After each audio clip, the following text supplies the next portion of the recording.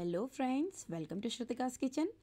दोस्तों, चाट तो सभी को काफ़ी पसंद होती है और आज मैं लेके आई हूँ बहुत ही डिफरेंट तरह की पर बहुत ही झटपट से बनने वाली एक यूनिक से चाट की रेसिपी। तो वीडियो को आखिरी तक ज़रूर चेक कीजिएगा। अगर आपको रेसिपी अच्छी लगती है तो लाइक कीजिए। चैनल पर अगर फर्स्ट टाइम विजिटर हैं तो चैनल को सब्सक्राइब कीजिए और नोटिफिकेशन बेल आइकन को क्लिक कीजिए ताकि आने वाले किसी भी वीडियो के अलर्ट आप मिस ना कर दें। चलिए स्टार्ट करते हैं आज का ये वीडियो। सबसे पहले हमें एक बैटर प्रिपेयर करना है। तो एक मिक्सिंग बोल में मैं ले रही हूँ आधा कप बेसन। कोई भी बेसन ले सकते हैं आप मोटा बारीक। 1 चम्मच ले लेंगे कॉर्नफ्लावर या इसके जगह आप कॉर्नस्टार्च ले सकते हैं। 1 चम्मच ले रही हूँ जिंजर गार्लिक जिसे मैंने ग्रेट कर लिया है। आधा चम्मच लाल मिर्च पाउडर ले लेंगे। स्वाद के हिसाब से नमक ले लेंगे। 1 चम्मच ले रही हूँ मैं चाट मसाला। आधा चम्मच आमचूर पाउडर डाल लेंगे। अजवाइन ले रही हूँ आधा चम्मच। साथ ही में हम ले लेंगे थोड़ा सा नींबू का जूस या नींबू का रस और थोड़ा सा क्रश करके मैं कसूरी मेथी ले रही हूँ।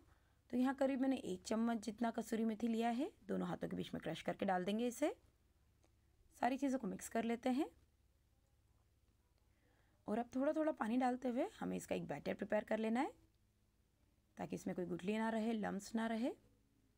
तो ज़रूरत के हिसाब से हम थोड़ा थोड़ा करके पानी डाल लेंगे इसमें।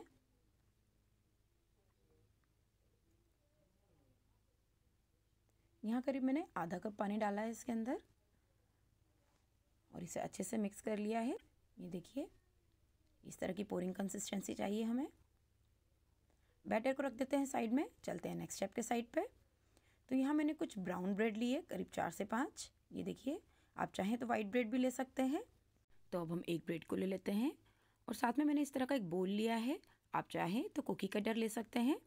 उसकी हेल्प से हम ब्रेड को इस तरह से सर्कल के फॉर्म में कट कर लेंगे। ये देखिए, इस तरह से। ऐसे ही बाकी की भी सारी ब्रेड्स जो है उन्हें हम कट कर लेंगे।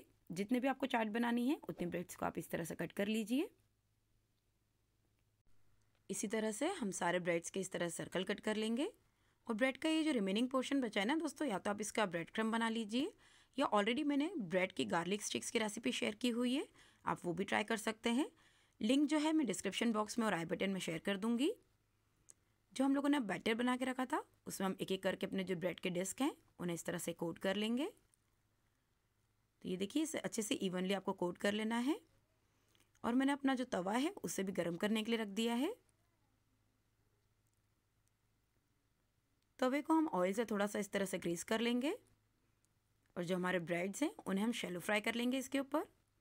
आप चाहें तो नॉन स्टिक के पैन को भी यूज़ कर सकते हैं इसके लिए। तो इसके ऊपर थोड़ा सा मैं ऑयल ऊपर से भी डाल दूंगी और आप चाहें तो इस तरह से कवर करके इसे शैलो फ्राई कर लीजिए। कवर करने से हमारे डिस्क जो हैं वो जल्दी से कुक हो जाएंगे। 1-2 मिनट के बाद चेक कर लेते हैं। कुक हो गया है तो मैं इसे फ्लिप कर दूंगी इस तरह से और इसे फिर से कवर करके 1-2 मिनट के लिए कुक कर लेंगे दूसरे साइड भी। ये देखिए, इस तरह से प्रेस करके इवनली हमें कुक कर लेना है सभी साइड से। तो मेरा ये वाला ब्रेड बिल्कुल रेडी हो गया है कुक होके। इसी तरह से हम अपने जो सारे ब्रेड्स हैं उन्हें भी ऐसे ही कुक कर लेंगे। अब हम बना लेते हैं टॉपिंग्स। तो एक मिक्सिंग बोल में मैं ले लूँगी 1/4 कप चॉप किया हुआ अनियन।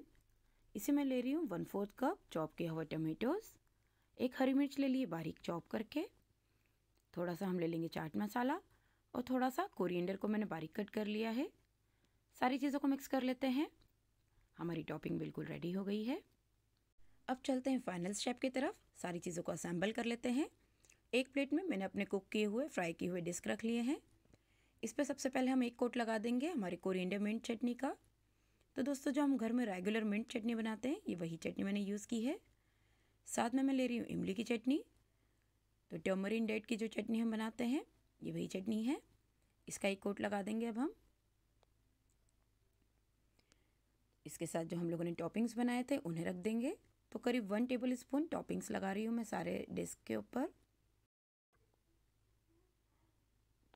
दोस्तों, अगर आप चाहें तो इसके ऊपर पोमेग्रेनेट यानी कि अनार के दाने भी यूज़ कर सकते हैं, वो भी काफ़ी टेस्टी लगते हैं।